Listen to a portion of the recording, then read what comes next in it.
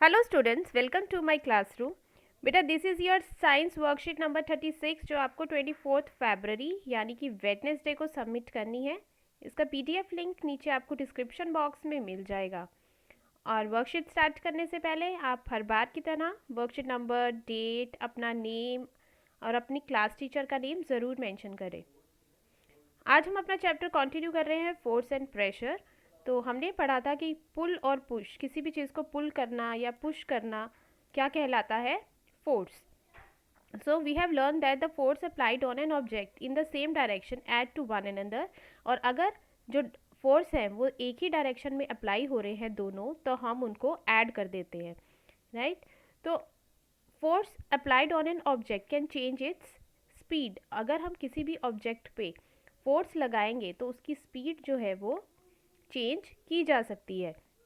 If the force is in the direction of motion, अगर तो force जो है जिस साइड को जो ऑब्जेक्ट है वो मूव कर रही है और फोर्स भी उसी डायरेक्शन में लग रहा है, तो जो स्पीड है ऑब्जेक्ट की, जो उसकी स्पीड है, जो उसकी मतलब जो ऑब्जेक्ट है वो मूव कर रही है जिस स्पीड से, वो बढ़ जाएगी, राइट? पर अगर आप इसके अगर बॉल इधर को जा रही है, इस डायरेक्शन में बॉल जा रही है और आप फोर्स इधर को लगा रहे हैं, ऑपोजिट डायरेक्शन में फोर्स लगा रहे हैं, तो जो स्पीड है वो कम हो जाएगी, राइट? तो जो डिक्रीज इन स्पीड हो जाएगी अगर जो फोर्स है वो ऑपोजिट डायरेक्शन में लग रहा है। सो फॉर एग्जाम्पल, अब देखिए एग्जाम्पल में, जैसे ये यहाँ पे आप बॉय देख रहे हैं, ये बॉय जो है इस टायर को, ठीक है, स्टिक से क्या कर रहा है? मूव कर रहा है। तो जब वो उसको ज़्यादा फास्ट मूव उस पर हिट करेगा स्टिक से, तो जो टायर है वो और भी ज़्यादा स्पीड से मूव होगा, तो यहाँ पे जो स्पीड है वो इंक्रीज हो जाएगी।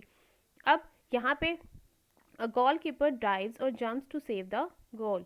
तो यहाँ पे जो गोल कीपर है वो गोल को बचाने के लिए जंप कर रहा है, बॉल को पकड़ने की कोशिश कर रहा है। तो वो फोर्स अप्लाई क्यों कर रहा है? ताकि जो बॉल जो है वो स्टॉप हो जाए, राइट? सो यहाँ पे ये दोनों एग्जाम्पल्स बेटा आपको पता लगी कि जो बॉय ने जब पुश किया टायर ज़्यादा स्पीड से, यहाँ पे इस साइड को फोर्स लगाया और टायर भी इसी साइड को जा रहा है, तो जो स्पीड है वो टायर की इंक्रीज हो जाएगी। A change in either the speed of an object or its direction of motion or both is described as change in state of motion। कि अब कभी भी अगर ऑब्जेक्ट की स्पीड चेंज हो या फिर अगर उसकी डायरेक्शन चेंज हो जाए, राइट, तो हम क्या कहेंगे कि किस में चेंज आया है? स्टेट ऑफ मोशन में, कि जिस स्टेट में वो पहले थी उससे उसकी जो स्टेट है वो चेंज हो गई, उसकी जो अवस्था है वो चेंज हो गई। There are also some situations in which objects are not free to move. For example, pressing a lump of dough with hands or rolling a ball of dough to make चपाती।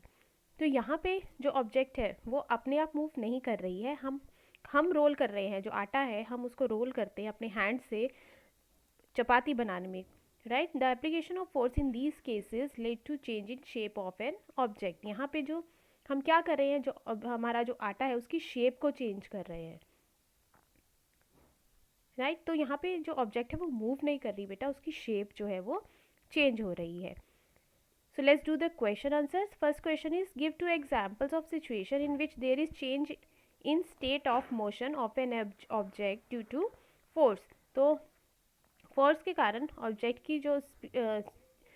की जो motion है, state of motion है, कि वो rest पे है या वो चल रही है, वो चेंज हो जाए, ऐसे हमने यहाँ पे दो एग्जाम्पल देने हैं। तो आप यहाँ पे ये एग्जाम्पल दे सकते हैं। First is goalkeeper dives और jumps to save the goal, ये फर्स्ट एग्जाम्पल है, right? And second,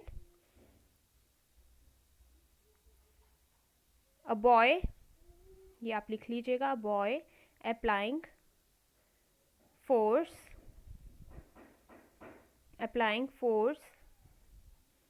to move a tire, ये आपकी सेकेंड एग्जाम्पल है। Then next question, state the effect of force in the following situation. First है कि हमने बताना है कि क्या इफेक्ट हुआ है फोर्स का। Squeezing a piece of lemon, जब हम लेमन को निचोड़ते हैं तो क्या होता है, उसकी शेप चेंज हो जाती है। तो यहाँ पे आएगा चेंज इन शेप, यहाँ पे फर्स्ट का है चेंज इन शेप। सेकंड है a batsman hitting a ball, तो बॉल को हिट कर रहा है बैट्समैन, तो क्या कर रहा है, उसकी स्पीड को उसकी डायरेक्शन को चेंज कर रहा है, राइट। तो वो उसकी तरफ आई थी तो उसने हिट किया, तो जो बॉल है उसकी डायरेक्शन चेंज हो गई। A car is stopped by applying brakes, car को स्टॉप किया जब ब्रेक्स अप्लाई करके, तो क्या किया हमने, उसकी स्पीड को कम कर दिया, उसको रोक दिया, ज़ीरो कर दी स्पीड। तो इसका आंसर आ जाएगा चेंज इन स्पीड।